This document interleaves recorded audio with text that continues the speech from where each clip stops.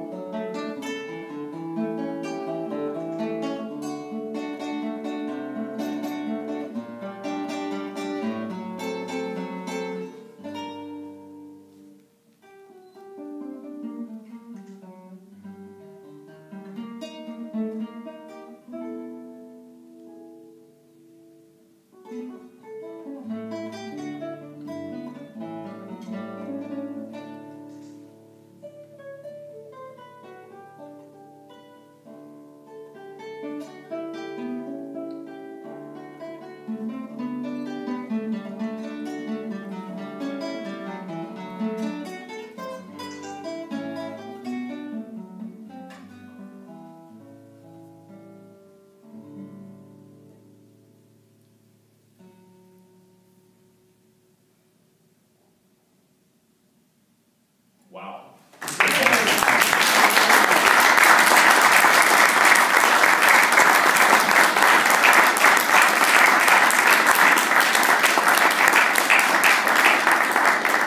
So I have one question for you. Can I take lessons?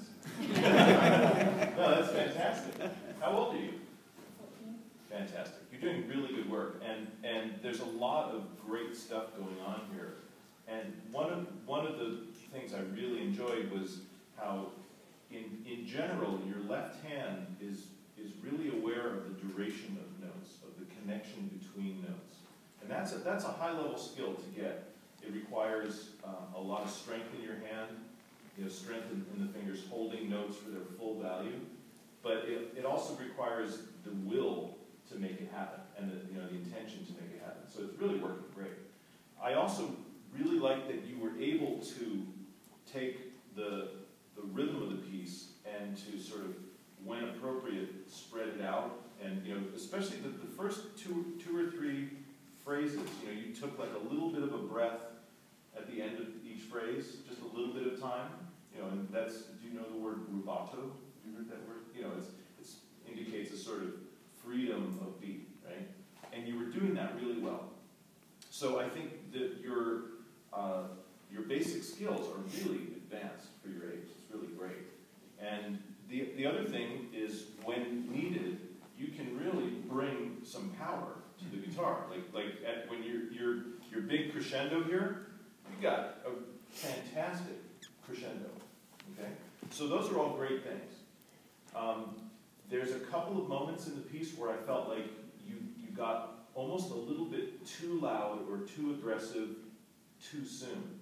We have to be sort of careful with, when we have our whole range of dynamics, that, this is where I start, and then this is the highest dynamic, that if you kind of go, boop, pop up too early, when the music doesn't necessarily call for it yet, it's sort of like someone talking, saying, welcome everyone, and I'm really glad that you're here. You have to kind of build up to that. I'm really glad you're here, and I have to tell you about this and this. Finally, when you get to the, and this is what I wanted to say, you finally build up to the really important thing. You understand? So I'm going to have you play it again a little bit, but it started happening with a lot of these little lines in here, these little moving lines here, where you kind of started bearing down a little bit. It got a little bit too aggressive. And I kind of like the piece to stay a little bit more gentle for most of it and save your big climax for this, this surprising thing here. And I don't want you to think that I want you to play it quiet all the time or not shape it. It's just we have to carefully do those little shapes. So why don't you play it again from the top, and let's just see if we can find those moments where maybe you're pushing a little too much. Just try it again.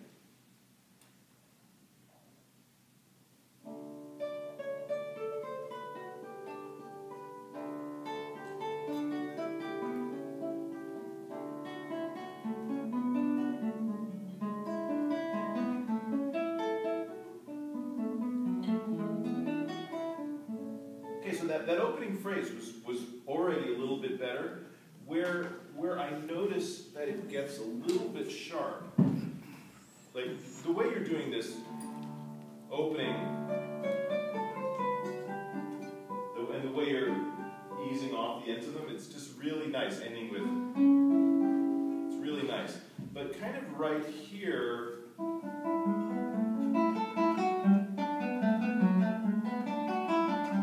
feels like you're a little impatient with it right there, and you're trying to rush through it a bit.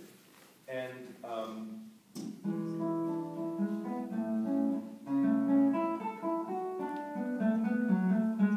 it's not that I want you to take time on every moment, but part of the reason it's important to feel this not rushing too much is if you think about what's the harmony here. Have you ever thought about what's going on harmonically? Like the first.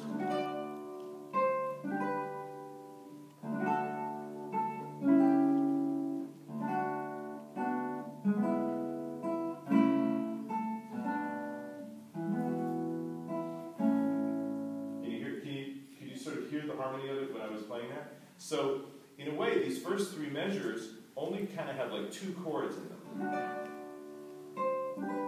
Right? And then, can you hear what I'm doing? And then I'm here. And then right here, it's chord, chord, chord, chord, chord. So it's.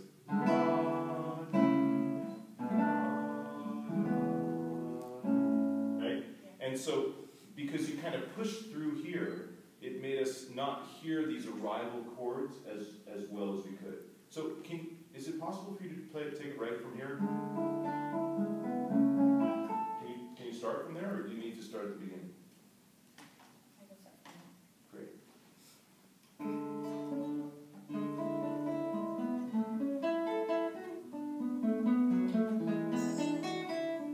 Okay, good. So what if you just humor me for 1 second and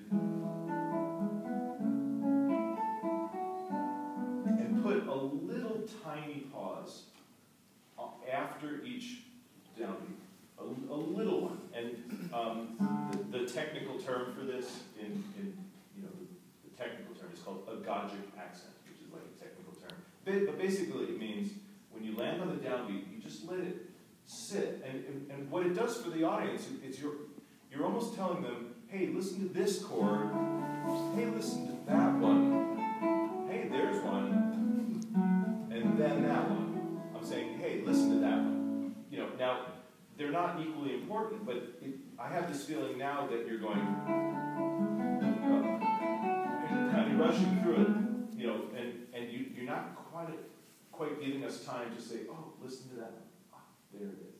See? So just maybe.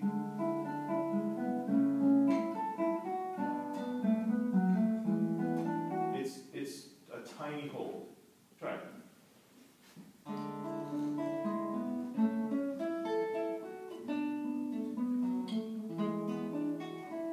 good, pretty good. And part of it is just putting your attention a little bit on the bass notes. You know, it's really easy when we're playing a piece like this where most of our attention is going to be focused on the difficult job of playing the melody which is on top, right? Because it's hard to do. You've got to coordinate